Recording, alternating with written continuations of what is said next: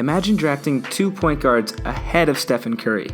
Okay, now imagine that not being the most idiotic thing you've done as a GM in the NBA. Enter David Kahn.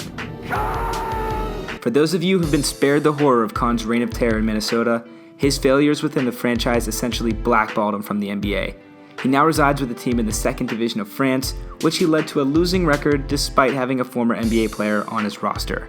The decision that trumped the Steph Curry debacle took place in the second round of the 2011 draft.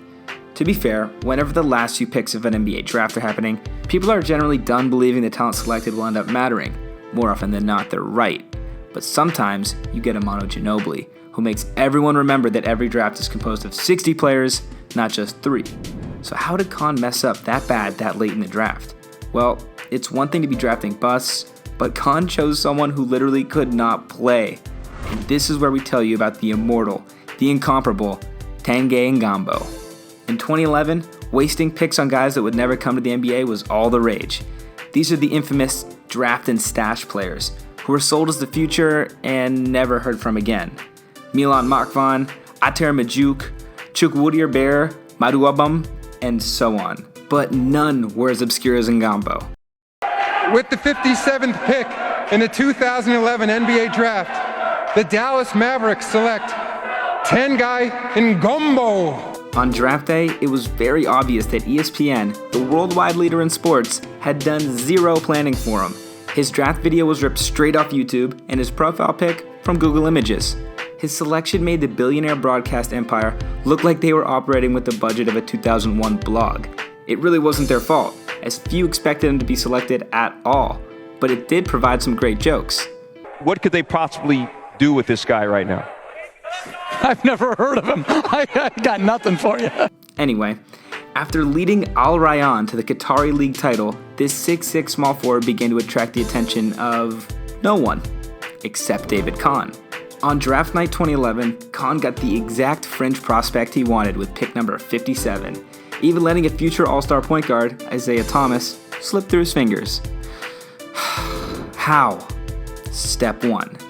The Nuggets draft him with their late second-round pick. Step 2. A Denver-Dallas-Portland 3-team deal, which is infamous in Portland and completely forgotten by everyone else, sends Ngombo's draft rights to the Blazers. Step 3. Kahn swoops in and buys the pick from Portland. Step 4. Ngombo is declared ineligible for the draft. That's right. See, it turns out Ngombo actually entered the draft fraudulently, putting down a slightly altered name of Tanguy Ngombo and a massively altered age of 21 on the official papers to declare. It came out within days of the draft that the team he played for in his home country 5 years earlier listed him with a birth date in 1984, which would make him completely ineligible to be picked. But it's not like you would even have to investigate that far to find out he was too old to be drafted. Qatar was attempting to qualify for the upcoming Olympics and had a list of their active national team players that featured Ngombo on the FIBA website. FIBA, as in the official body in charge of international basketball, aka the first place you'd check when looking into a foreign prospect, listed him at 26. That's older than 21 for those who were sleeping or doodling in math class. Don't ask me how an NBA team could possibly draft a player without doing a quick look into their eligibility, but somehow, the Timberwolves did it.